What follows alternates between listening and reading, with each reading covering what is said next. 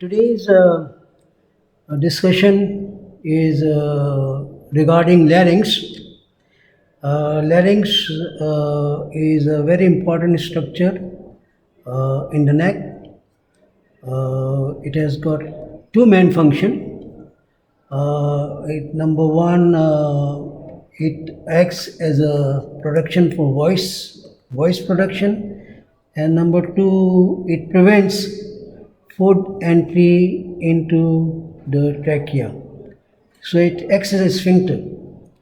Now, I'll discuss most of the larynx with this model. Larynx has got a number of cartilage. The main unpaired cartilage is thyroid. This is thyroid cartilage, and lower down is cricoid cartilage. And another cartilage which is unpaired is cartilage which is epiglottis. This is epiglottis.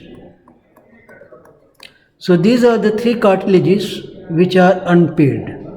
There are other number of cartilages. They are paired cartilages. They are two in number. They are arytenoid cartilages. These are arytenoid cartilages. Cornicate cartilage and cuneiform cartilages.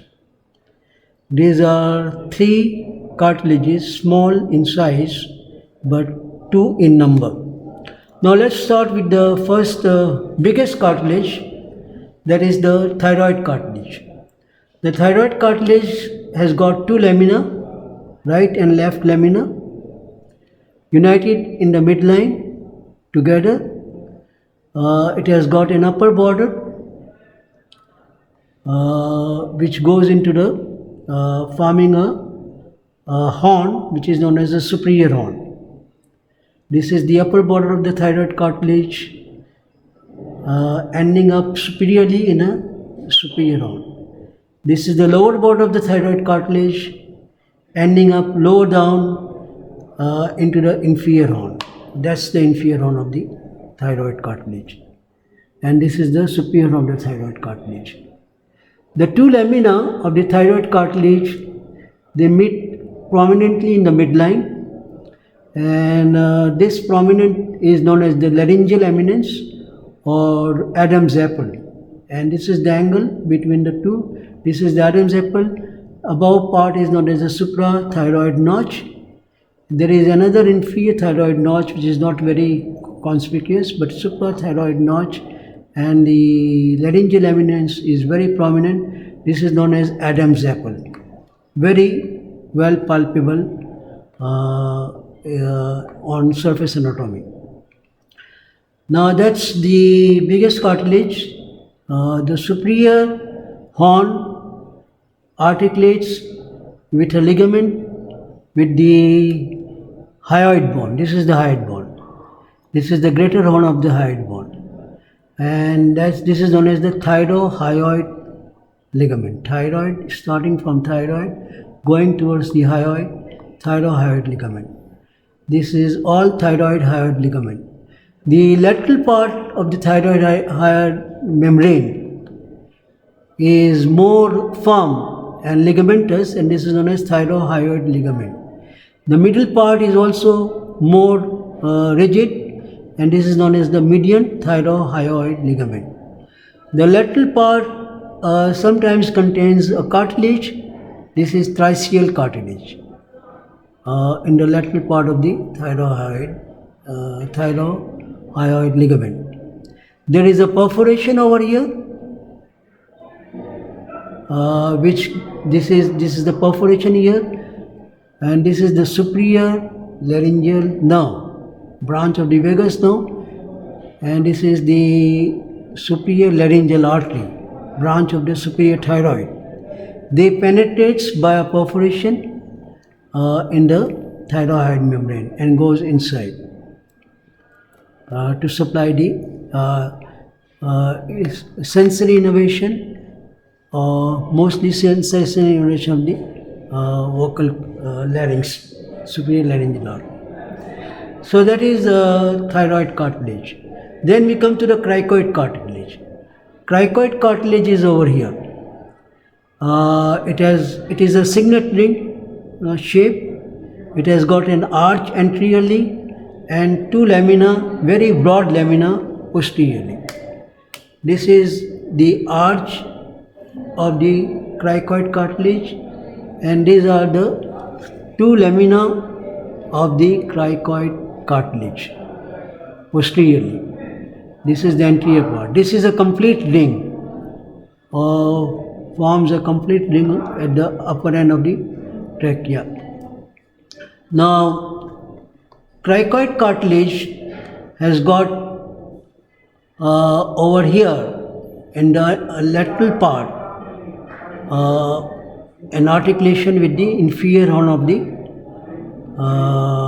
thyroid cartilage. This is known as the thyrocricoid joint. This is thyrocricoid joint, and you can see the capsule of the thyrocricoid joint over here. This is the capsule of the thyrocricoid joint. Posteriorly, the two lamina has got on the superior aspect surface, it has got articulation with the arytenoid cartilage. Arytenoid cartilage is over here. That is the arytenoid cartilage at the upper superior aspect of the lamina of the cricoid cartilage. These are arytenoid cartilage. Now we come to the epiglottis.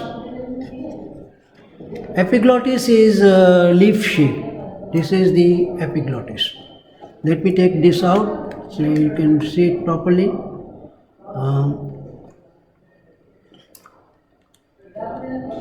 This is the epiglottis.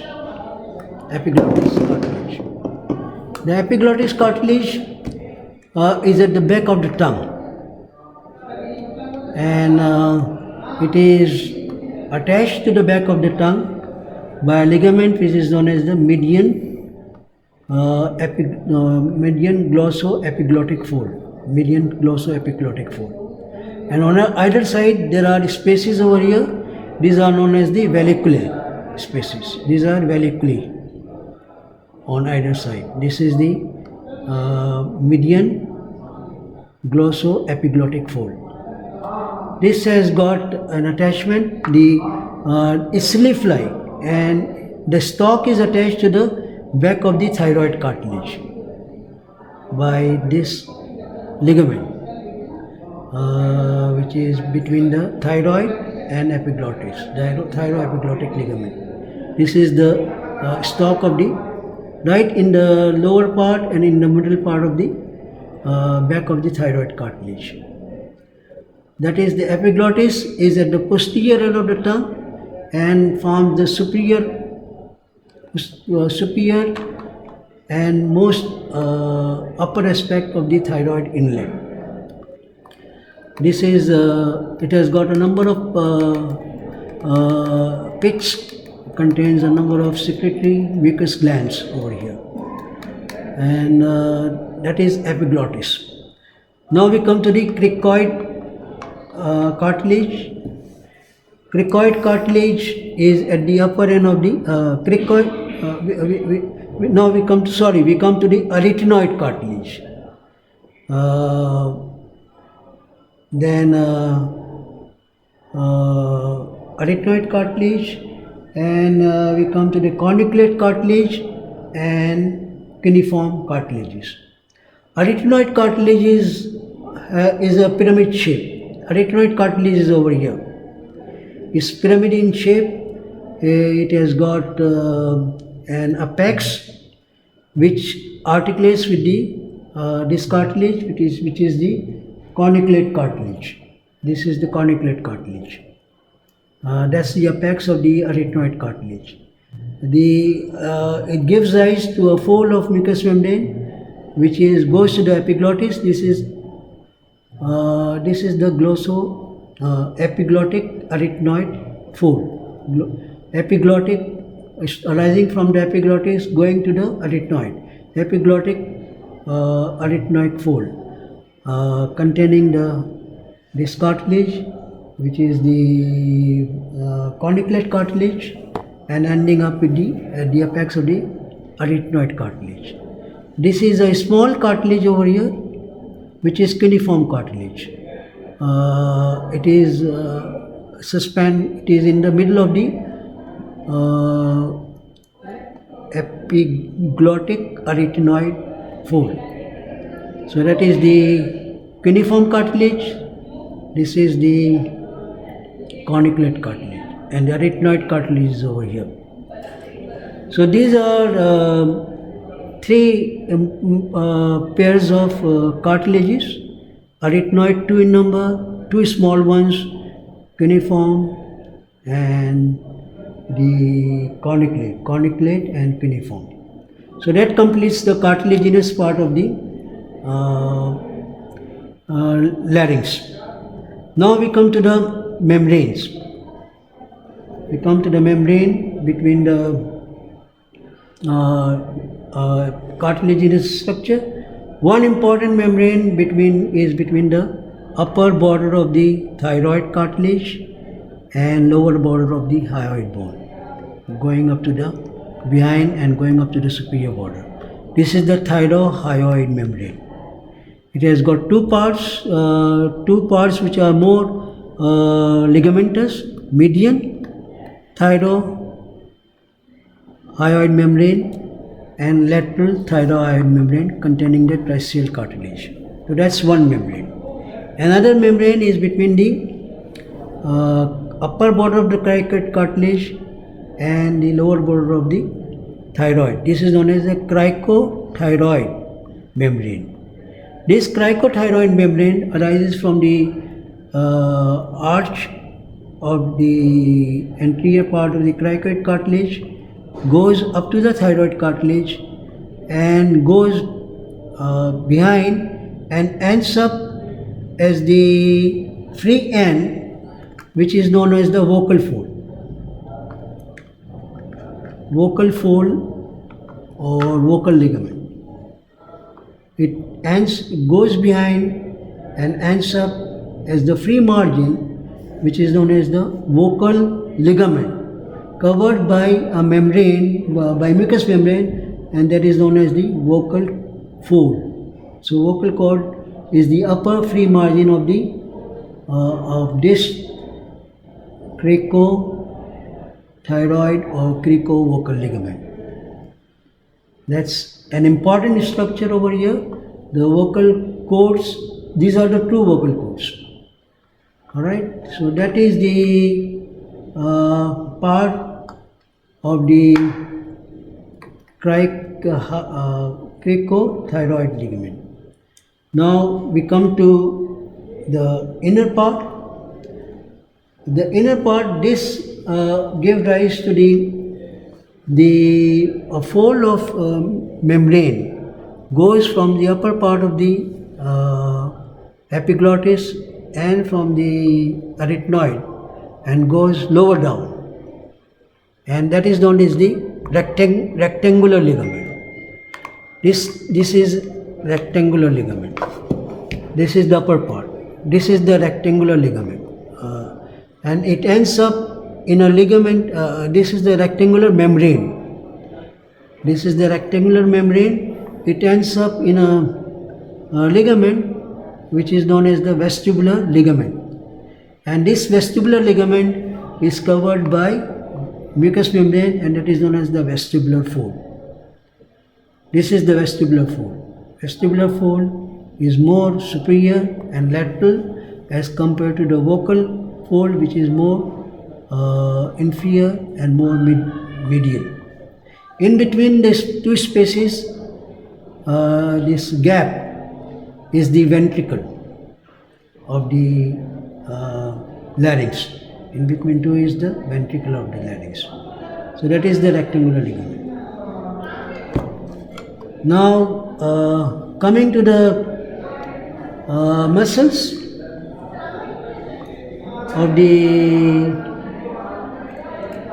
larynx, there are extrinsic muscles and there are intrinsic muscles. Extrinsic muscles are related to the hyoid bone and the thyroid.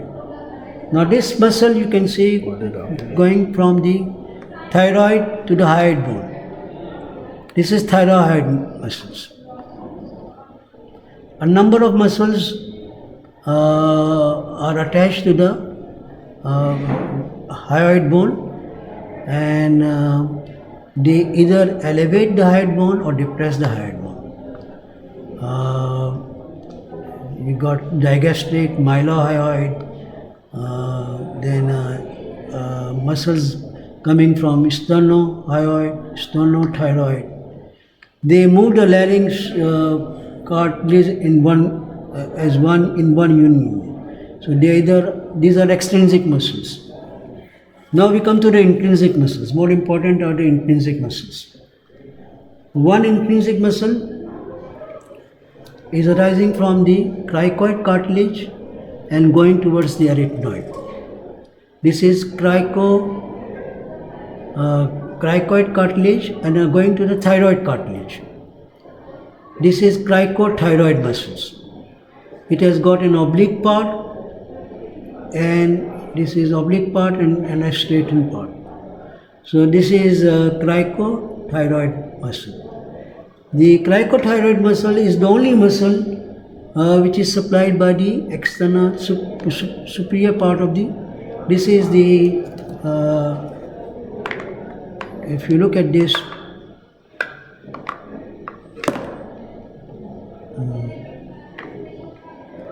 that's the superior laryngeal nerve, and this superior laryngeal nerve pierces the this branch, which is the internal laryngeal nerve, and then it continues as the external laryngeal nerve and supplies the cricothyroid muscle. This cricothyroid muscle.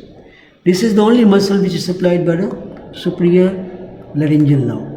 Rest of the muscles of intrinsic muscles are supplied by recurrent laryngeal nerve. So that is when it moves, it brings this joint between the crico and the thyroid, cricothyroid joint. It moves the cricothyroid joint forwards and downwards. And when it moves this, the vocal cord becomes very tight. It becomes more tense. The length increases. That is the cricothyroid muscle. The other muscles over here are on the posterior surface of the lamina of the cricoid cartilage. This is posterior cricoarytenoid muscle. Posterior cricoarytenoid muscle, arising from the shallow depression on the posterior surface and going higher up and getting inserted into the muscular part of the arytenoid muscle. These are running obliquely. The two oblique muscles. There are two posterior cricoarytenoid muscle. These two muscles are oblique arytenoid muscles, crossing each other obliquely. These are oblique arytenoid muscles. Then these muscles which is running transversely, this is transverse arytenoid muscles. So you got posterior cricoarytenoid muscles, oblique arytenoid muscles, transverse arytenoid muscles, and on the lateral side over here, arising from the cricoid cartilage and going to the arytenoid. This is the lateral cricoarytenoid muscles. Lateral cricoarytenoid muscles. And these are the muscles which are thyroarytenoid muscles, arising from the thyroid cartilage and going towards the arytenoid, thyroarytenoid muscles. These fibers are going along the glossoepiglottic fold. These are fibers of glossoepiglottic. This is glossoepiglottic muscle, and this is thyropharyngeus muscle coming from the stylopharyngeal muscle, coming from the stylet process and going to the pharynx. So the intrinsic muscles are posterior cricoarytenoid, lateral cricoarytenoid, oblique arytenoid, and transverse arytenoid. All these muscles are supplied by recurrent laryngeal nerve. This is the recurrent laryngeal nerve. Recurrent laryngeal nerve is a branch of the vagus nerve and arising from the upper part of the thorax, coming back into the neck between the esophagus and the trachea. It's running in the groove between the esophagus and trachea, and then it enters the larynx and supplies all the intrinsic muscles except the cricothyroid muscle. Except cricothyroid muscles, all the intrinsic muscles are supplied by internal laryngeal nerve. Now these are valleculae fossas, and this is the fossa which is known as the piriform fossa. Piriform fossa is bounded by thyroid cartilage laterally and epiglottis medially. This is the laryngeal inlet, and this is the piriform fossa. Alright, and epiglottis is over here. That is epiglottis. This is epiglottis. Epiglottis is also bounded to hyoid bone by this membrane. This is hyoepiglottic membrane fold. Hyoepiglottic fold. Alright, so what we have covered is most of the structures related to larynx, thyroid cartilage, hyoid bone, cornicate cartilage, epiglottis, muscles, intrinsic and extrinsic muscles. So this is in short a brief introduction to larynx. Thank you.